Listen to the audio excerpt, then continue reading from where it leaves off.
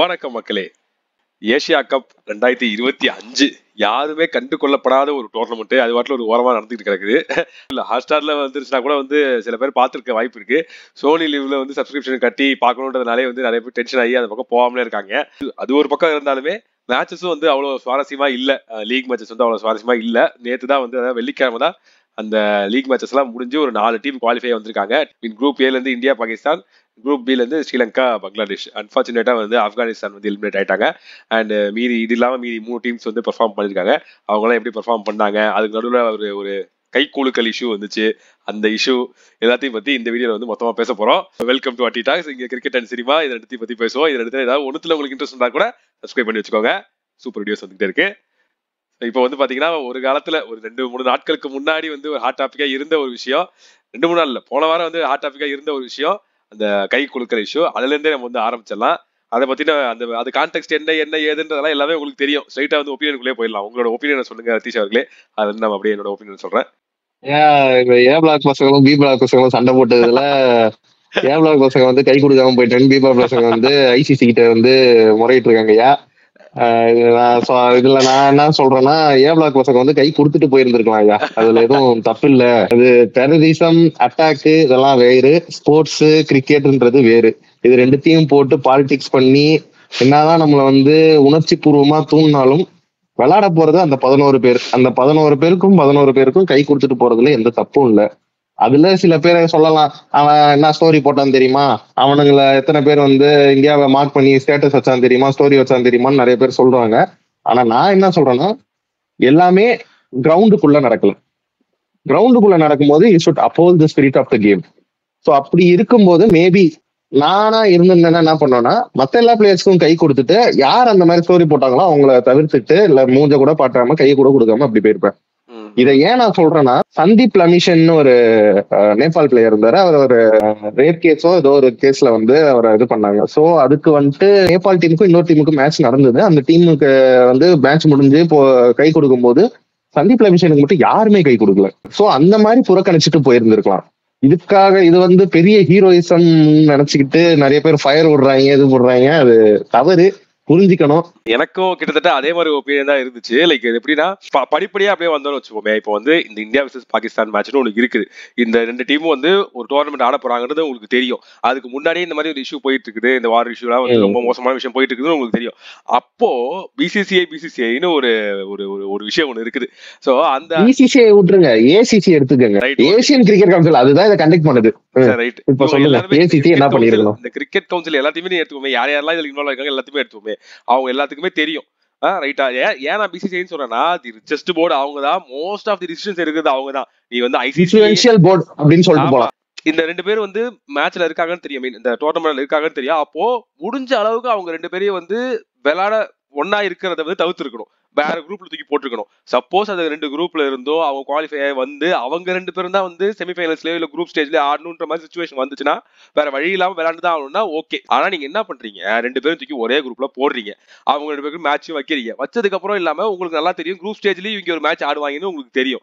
So அப்படி இருக்கிறப்போ எதுக்கு அதை பண்ணீங்க? ஃபர்ஸ்ட் அதை தவிர்த்துருக்கணும். அது உங்க தப்பு. அடுத்த தப்பு என்னன்னா, இப்ப சப்போஸ் உங்களுக்கு பாகிஸ்தான் உங்களுக்கு பிடிக்கல, அந்த பிளேயர்ஸ்க்கு வேற கடமைக்கே நான் ஆடுறேன், அவங்களை அவாய்ட் பண்ண முடியாது அப்படின்றதுக்காக ஆடுறேன் அப்படின்னா, இந்த சோனி லிவ்லயும் மத்த பிளேஸ்லயும் நீங்க இது பிக்கஸ்ட் மேட்ச், மிகப்பெரிய ரைவல்ரி, நீங்க அட்வர்டைஸ்மெண்ட் எல்லாம் கொடுக்க கூடாது. நார்மலா விட்டுருக்கணும். அது ஏதோ ஒரு மேட்ச் நடந்துட்டு போட்டோம், அதை பத்தி அட்வர்டைஸ்மெண்டே பண்ணாம நார்மலா அப்படியே விட்டுருக்கணும். எப்படி மக்கள் புறக்கணிக்க ட்ரை பண்ணாங்களோ அதே மாதிரி ஓகே, மக்களுக்கு சப்போர்ட்டா நாங்க இருக்கோம்னு சொல்லிட்டு இந்த மேட்சுக்கு எந்த விதமான அட்வர்டைஸ்மெண்ட் பண்ணிட்டு கூடாது. ஆனா என்ன பண்றீங்க, இது பிக்கஸ்ட் மேட்ச், கிரேட்டஸ்ட் ரைவல்ரி அப்படின்னு சொல்லி எல்லா இடத்துலையும் திரும்ப அட்வர்டைஸ்மெண்ட் பண்றீங்க. எல்லாத்தையும் பண்ணி நீங்க காசும் சம்பாதிச்சிருங்க. சம்பாதிச்சுட்டு பிளேயர்ஸ் இதுக்கப்புறம் நீ கை கொடுத்தா என்ன கொடுக்கலாம் என்ன எனக்கு புரியல. அதுல எந்த விதமான பெரிய டிஃபரன்ஸும் அது மேக் பண்ண போறதே கிடையாது. அதுக்கப்புறம் போஸ்ட் மேட்ச் இன்டர்வியூல நாங்க இதை நாங்க இந்த விக்டரியை நீங்க அந்த இறந்து போன குடும்பத்துக்கு நாங்க டெடிகேட் பண்றோம். இந்த டெடிகேஷன் வச்சு அவங்க ஒண்ணுமே பண்ண போறது கிடையாது.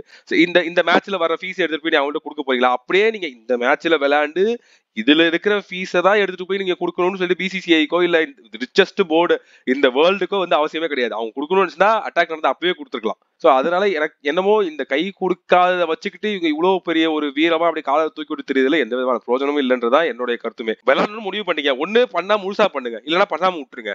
இது உள்ளார வந்துட்டு கை கொடுக்காம போற அளவுக்கு உனக்கு இது இருக்குன்னா விளையாடாமே, நான் மேட்ச பாய்காட் பண்றேன், எனக்கு வேணாம், நான் பாகிஸ்தான் கூட விளையாடலன்னு சொல்லிட்டு போயிடலாமே.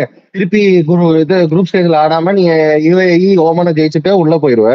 திருப்பி அடுத்து சூப்பர் போர்ஸ்ல பாகிஸ்தானை மட்டும் விட்டுட்டு மத்த 2 டீம் கூட ஆடிட்டும் ஜெயிச்சுட்டு உள்ள போயிடுவோம். ஃபைனல்ஸும் பாகிஸ்தான் கூட வந்து பாய்காட் பண்ணிட்டு போ, ஏசியா கப் எனக்கு வேணாம்னு சொல்லிட்டு போ. இப்போ நாங்க சொல்றது பார்த்தா நீ கை கொடுத்தே ஆகணும், கை கொடுக்கறதுனால இந்தியா கெட்டவன்ற மாதிரி இருக்கும். ஆனா எங்களோட அப்படி கிடையாது. வேணான்னு முடிவு பண்ணீங்கன்னா மொத்தமா வேணான்னு முடிச்சு விட்டுருங்க. எது கேமுக்கே வந்திருக்காதீங்க. இல்ல கேமுக்கு வந்ததுக்கு அப்புறம் முழுசா பண்ணணும், அந்த கேமுக்கு ரெஸ்பெக்ட் கொடுக்கும் அப்படின்னா முழுசா ரெஸ்பெக்ட் கொடுத்துருங்க. இதுல வந்து நான் வந்து ரொம்ப பாராட்டக்கூடிய விஷயம் வந்து லெஜண்ட்ஸ் லீகும் மாஸ்டர்ஸ் லீகும் ஒண்ணு நடந்துச்சு ரீசெண்டா.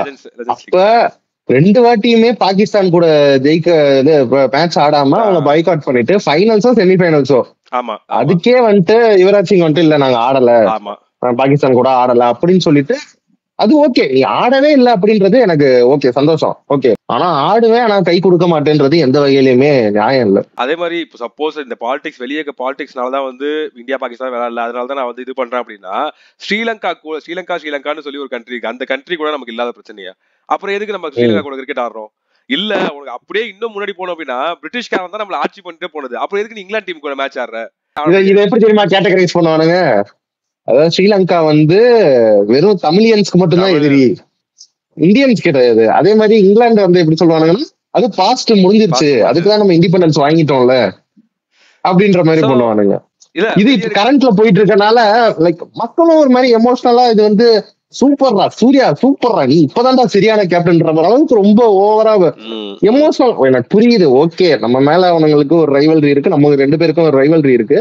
அந்த இதை யூஸ் பண்ணி இவனுங்களும் சிலதை திணிக்க ட்ரை பண்றானுங்க. அது புரிஞ்சிக்காம இந்த மக்களும் அப்படியே ரொம்ப எந்துவாகி சபாஸ் பேட்டா அப்படின்ற மாதிரி ஒரு கோபம் வருது.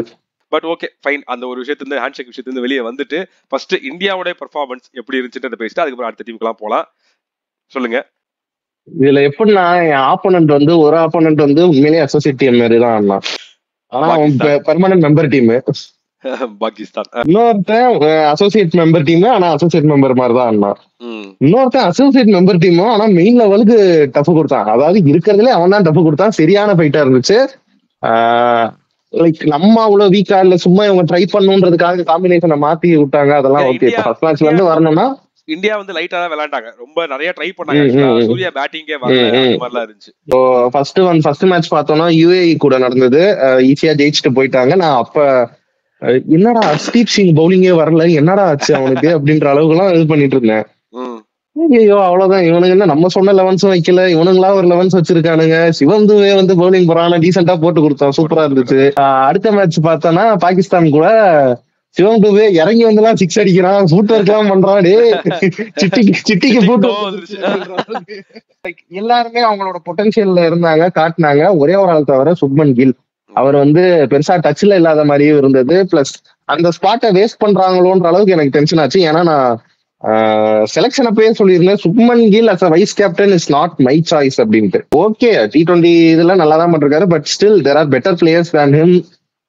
அந்த பிளேயர்ஸை நிரப்புறதுக்கான பிளேயர்ஸ் இருக்காங்க.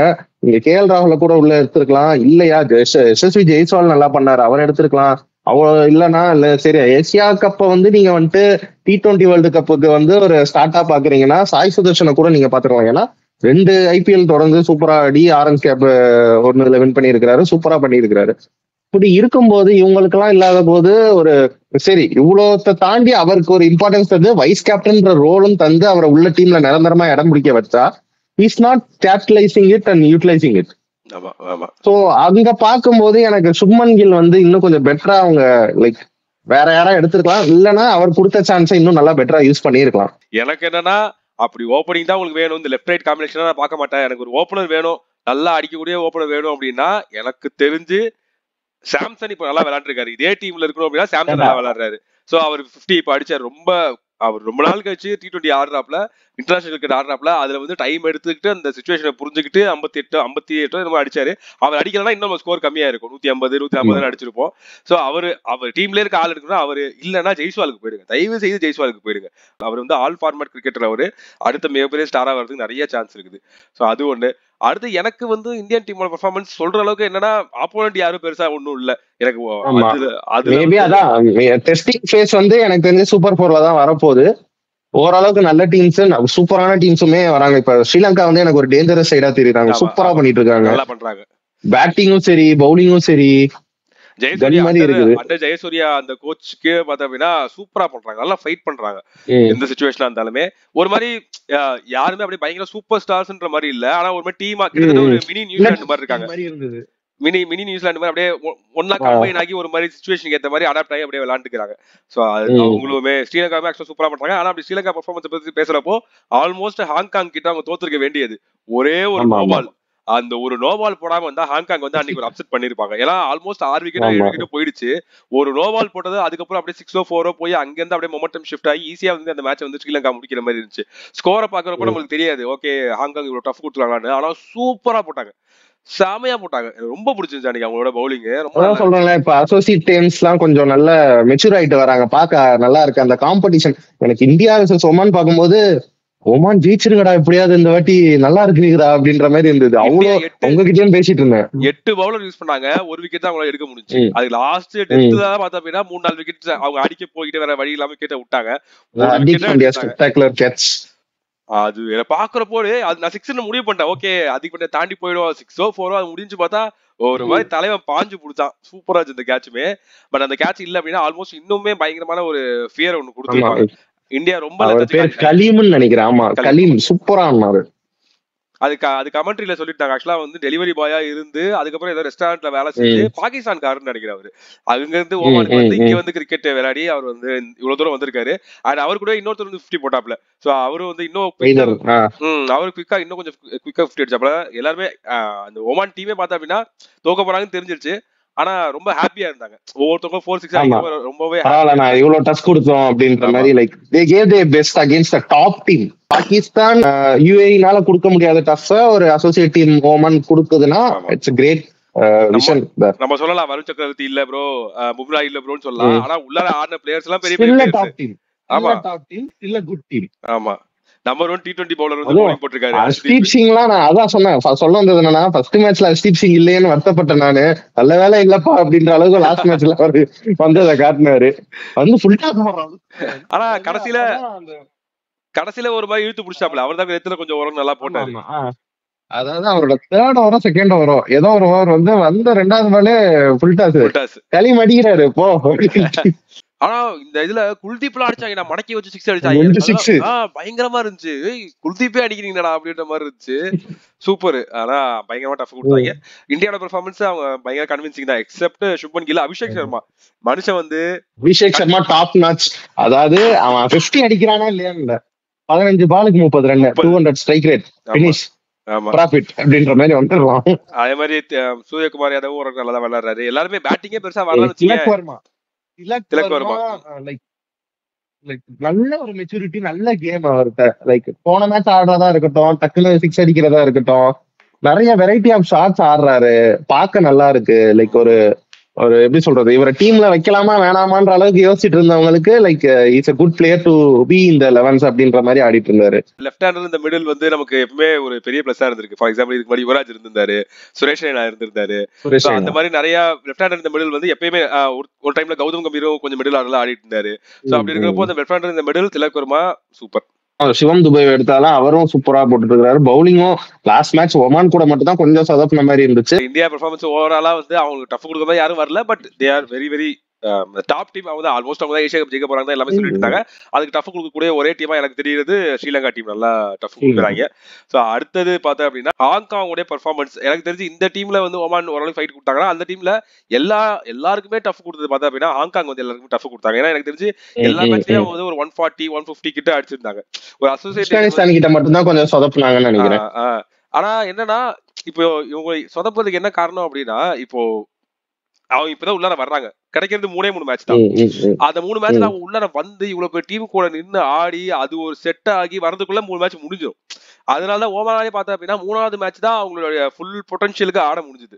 இப்ப இதுவே இன்னொரு 2 மேட்ச் இருக்கு அப்படின்னா இந்த 2 மேட்ச்ல இன்னும் கொஞ்சம் மேபி இன்னும் பெட்டரா ஆடி இருக்கலாம். ஸோ இவங்களுக்கு வந்து ஒரு ட்ரை சீரிஸ் மாதிரி வச்சு எங்கேயாவது அப்பப்போ முடிஞ்ச அளவுக்கு ஏதோ ஒரு சீரிஸ் அங்கங்க ஒரு வருஷத்துக்கு ஒரு 2 சீரிஸோ 3 சீரிஸோ ஒரு இந்தியா மாதிரி டீம் கூட, ஒரு இங்கிலாந்து மாதிரி டீம் கூட, சவுத் ஆப்பிரிக்கா மாதிரி டீம் கூடலாம் ஒரு அங்கங்க ஒரு சின்ன சின்ன ட்ரை சீரிஸ் மாதிரி வச்சாங்க அப்படின்னா ஆப்கானிஸ்தானுமே அதை பத்தி நம்ம பேசுவோம். இந்த ஹாங்காங்குமே வந்து இன்னும் கொஞ்சம் நல்லா விளையாடுவாங்க. ஒரு ஆப்கானிஸ்தான் மாதிரி டீமா கொஞ்சம் நிறைய பிளேயர்ஸ் வந்து ஆடுவாங்க. அவங்களுக்கு ஐபிஎல்ல வந்து நிறைய சான்ஸ் கிடைக்கும் அந்த பிளேயர்ஸ்ல.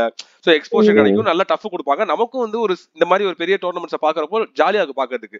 இப்போ இதே மாதிரி இப்போ இந்தியா, பங்களாதேஷ், ஸ்ரீலங்கான்னு பேசுறப்போ அதே மாதிரி இன்னொரு 3 டீம் ஸ்ட்ராங்கா டீமா இருந்தா இது பயங்கர இதுவா இருந்திருக்கும், டஃபா இருந்திருக்கும் டோர்னமெண்ட். பாக்குறதுக்கு நல்லா இருந்திருக்கும், பேசுறதுக்கும் நமக்கு நிறைய பாயிண்ட்ஸ் இருந்திருக்கும். ஸோ அவங்களுக்கு ட்ரை சீரிஸ் வைக்கிறதா எனக்கு தெரிஞ்சு ஒரு முக்கியமான விஷயமா இருக்கும். அவங்களுக்கு நிறைய எக்ஸ்போஷர் வேணும். ஸோ அது ஒரு விஷயம். அண்ட் எல்லாமே மோஸ்ட்லி பார்ட் டைம் கிரிக்கெட்டர்ஸ் தான். யாருமே ஃபுல் டைம் கிரிக்கெட் ஆடுறவங்க யாருக்குமே வந்து ஒரு மணியோ எதுவுமே இல்ல. எல்லாருமே வந்து பார்ட் டைம் கிரிக்கெட்டர்ஸ் தான். பெருசா போர்டும் இல்ல, கிரிக்கெட் போர்டும் பெருசாலாம் இல்ல.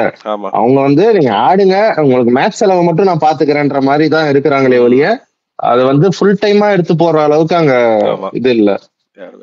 ஸோ இது ஒரு பக்கம் அசோசியேஷன்ஸ்லாம் வந்து பயங்கரமா பண்றாங்க அப்படின்னு இருக்கப்போ ஒரு டீம் ஆல்மோஸ்ட் ஃபைனல் வரும், ஃபைனல் வந்து இந்தியாவுக்கு டஃப் கொடுக்கக்கூடிய ஒரே டீம் இவங்க தான் சொல்லி எல்லாருமே ஆல்மோஸ்ட் எல்லாருமே ப்ரெடிக்ட் பண்ண ஒரு டீம் பார்த்தா அப்படின்னா ஆப்கானிஸ்தான் ஒரு மிகப்பெரிய டிசப்பாயின்மெண்ட். சொல்லுங்க அதை பத்தி ஒரு சில வார்த்தைகள். என்னத்த சொல்ல, அது வந்து லைக் நான் ஸ்ரீலங்கா கூட அவ்வளவு எதிர்பார்த்தேன். லைக் அந்த நபியோட 5 6 இதெல்லாம் பார்த்துட்டு அட்லீஸ்ட் ஜெயிச்சிருவாங்க. அந்த ஆள் 40 வயசுல வந்து அவ்வளவு அடிச்சிட்டு இருக்கிறாரு நேஷனுக்காக, ஜெயிச்சிருவாங்கன்னு பார்த்தா பவுலர்ஸ் அப்படி வாரி கொடுத்தானுங்க. அதுவும் குசால் மெண்டிஸும் சரித் அசலங்காவும் 2 பேரும் சேர்ந்தே மேட்சை முடிச்சுட்டாங்க. குசால் மெண்டிஸ் ஒரு 70, சரித் அசலங்கா சூப்பர் ஆடி அவரு ஒரு நாக்கு. செம்மையா இருந்துச்சு அந்த மேட்ச் பார்க்க. ஆனா எனக்கு தெரியல, மேபி இன்னும் பவுலிங் டிபார்ட்மெண்ட்ல இன்னும் கொஞ்சம் இம்ப்ரூவ் பண்ணணும்ன்ற மாதிரி. ஏன்னா ரஷீத் கான் முன்ன இருந்த அந்த இது இல்ல, ஈஸியா ப்ரெடிக்டபிளா இருக்கிற மாதிரி இருக்குது ரஷீத் கான் இந்த ரீசெண்ட் டேஸ்ல. அவர் ஈஸியா அடிச்சிடுறாங்க.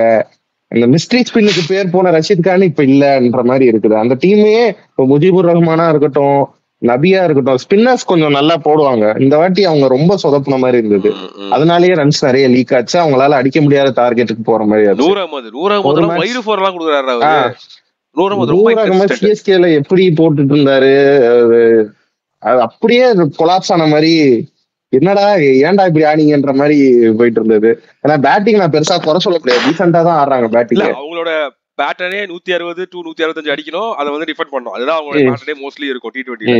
இன்னொரு விஷயம் என்ன பண்ணாங்கன்னா பவுலிங்ல வந்து இந்த குல்பதீன் நைப் மாதிரி ஒரு ஆளை எடுக்க மறந்துட்டாங்க. அல்லாஹ் ஹசன் பர் மாதிரி ஆளை வந்து டிராப் பண்ணிட்டு முஜிபுர் ரஹ்மான் உள்ள ஆடினாங்க. இந்த மாதிரி நிறைய மிஸ்டேக் பண்ணாங்க. பேட்டிங்ல அவங்களுக்கு ஒரு கண்டிப்பா ஒரு சூப்பர் ஸ்டார் வேணும், கன்சிஸ்டன்டா ஒரு 30-40. இப்ப நமக்கு எப்படி அபிஷேக் சர்மா ஆடி கொடுக்குறாப்ல, அந்த பவர் பிளேலயே வந்து ஒரு அப்செட் பண்றாப்ல ஆப்போனன்ட் டீம், அந்த மாதிரி ஒரு ஆள் வந்து இல்ல. எடுத்த உடனே ஒரு விக்கெட் 2 விக்கெட் விட்டுறாங்க. அங்க இருந்து அவங்க ரீக்ரூப் பண்ணி அதுக்கப்புறம் ரஷீத் கான் ஒரு 10-15 ரன் அடிச்சு, கடைசியில வர நபி வந்து ஒரு 30-40 அடிச்சு, அப்புறம் ஒரு மேட்ச் நல்லா ஆனாரு. ஆமா ஆமா.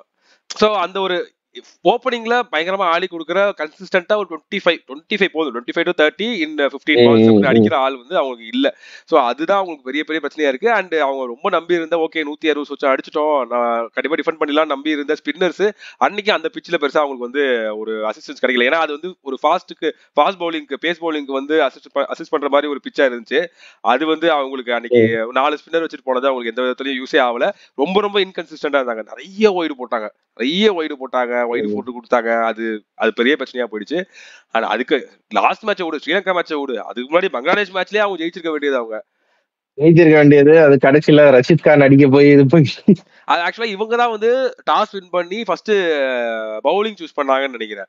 இவங்களுக்கு எப்பயுமே பேட்டர்ன் என்ன, ஃபர்ஸ்ட் பேட்டிங் பண்ணி 150-160 அடிச்சு டிஃபெண்ட் பண்றது. ஏன் தேவையில்லாம அந்த இடத்துல ரிஸ்க் எடுத்தாங்கன்னு தெரியல, ஏன் தேவையில்லாம பவுலிங் சூஸ் பண்ணாங்கன்னு தெரியல. சூஸ் பண்ணிட்டு சேஸ் பண்ண முடியாம அவங்களுக்கு எப்படின்னா, இப்போ நம்ம டீமுக்கு ஒரு தோனி மாதிரி ஒரு ஆளு, ஒரு ஹர்திக் பாண்டியா மாதிரி ஒரு ஆளு, கோலி மாதிரி ஒரு ஆள்லாம் வந்து எப்படி சேஸ் பண்ணணும் அவங்களுக்கு தெரியும், அந்த பேட்டர்ன் எப்படின்னு தெரியும். எது வரைக்கும் நான் பொறுமையா ஆடணும், எப்போத்துல இருந்து நான் ஆக்சிலரேட் பண்ணணும், எவ்வளவு ரன்ஸ் அடிக்கணும்ன்றது அவங்களுக்கு மைண்ட்ல கால்குலேஷன் போயிட்டே இருக்கும். அந்த டெம்பர்மெண்ட் அவங்களுக்கு தெரியும், எப்படி இருக்கணும், என்ன எது பிரஷர் எப்படி இருக்குன்னு தெரியும். அந்த மாதிரி ஒரு ஆள் வந்து ஆப்கானிஸ்தான் இல்ல. அந்த ஒரு சேஸுக்கு பேர் போன ஆளு இல்ல, அவங்க சேஸ் பண்ணி பழகல. அப்படி இல்லாத வரைக்கும் இவங்க கஷ்டம் தான் படுவாங்க. ஏன்னா எப்பயுமே உங்களுக்கு டாஸ் ஹெல்ப் பண்ணி இவங்க வந்து ஃபர்ஸ்ட் இவங்களால பேட்டிங் சூஸ் பண்ண முடியுமான்னு தெரியல. நிறைய டைம் சேசிங்க்கு வாய்ப்பு வரும். ஸோ இவங்க சேஸ் பண்ண நிறைய கத்துக்கணும். எவ்வளவு பேர் டார்கெட்டா இருந்தாலும் அட்லீஸ்ட் பக்கத்துல ரொம்ப பக்கத்துல போயாவது தோக்குற அளவுக்கு அந்த மாதிரி வச்சுக்கணும். ஆனா இவங்க வந்து அதை பண்ணல. ஆப்கானிஸ்தான் ரொம்ப எனக்கு வந்து பெரிய டிசப்பாயின்மெண்ட் தான். நிறைய பேர் அதை ப்ரெடிக்ட் பண்ணிருப்பாங்க. ஸ்ரீலங்கா அண்ட் ஆப்கானிஸ்தான் தான் நிறைய பேர் ப்ரெடிக்ட் பண்ணது. பட் ஆமா, பங்களாதேஷ் அவுட் ஆஃப் சிலபஸ்ல. ஆனா அவங்க சும்மா சொல்லக்கூடாது, அவங்களும் பயங்கரமா பெர்ஃபார்ம் பண்ணாங்க. பயங்கரமா ஸ்ரீலங்காவுக்கு டஃப் கொடுத்தாங்க, ஆப்கானிஸ்தான் நல்லா பீட் பண்ணாங்க. அண்ட் லாஸ்ட் மேட்ச் எல்லாமே வந்து சூப்பரா அவங்க வந்து பெர்ஃபார்ம் பண்ணாங்க. ஸோ நாகினி டான்ஸ் வந்து பயங்கரமா ஆடிட்டு இருக்காங்க. இன்னைக்கு வந்து ஸ்ரீலங்கா கூட மேட்ச் போய்கிட்டு இருக்குது. ஓரளவுக்கு நல்லா தான் பவுலிங் போட்டுருக்காங்க. பார்ப்போம் ஸ்ரீலங்கா எப்படி வந்து சேஸ் பண்றாங்க என்னன்றதை பார்ப்போம். ஸோ வேற ஏதாவது அந்த முக்கியமான விஷயம் வேற ஏதாவது இருக்கா? அந்த ரெஃபரிய பாவம், அவன் ரெஃபரியை வந்து மன்னிப்பு கேட்க வச்சுட்டாங்க. ஆக்சுவலா அது என்னன்னா மன்னிப்பு கேட்கல அவங்க. ஆக்சுவலா வந்து ஐசிசி ஏதோ வந்து ஒரு ஒரு நியூஸ் வந்து வெளியிட்டிருக்காங்க. அந்த ரெஃபரி வந்து மன்னிப்பு கேட்கல அப்படின்னா நாங்க வந்து வெளியே வரமாட்டோம் ஹோட்டல்ல இருந்து அப்படின்ற மாதிரி சொல்லியிருக்காங்க பாகிஸ்தான் டீம் மெம்பர்ஸ்.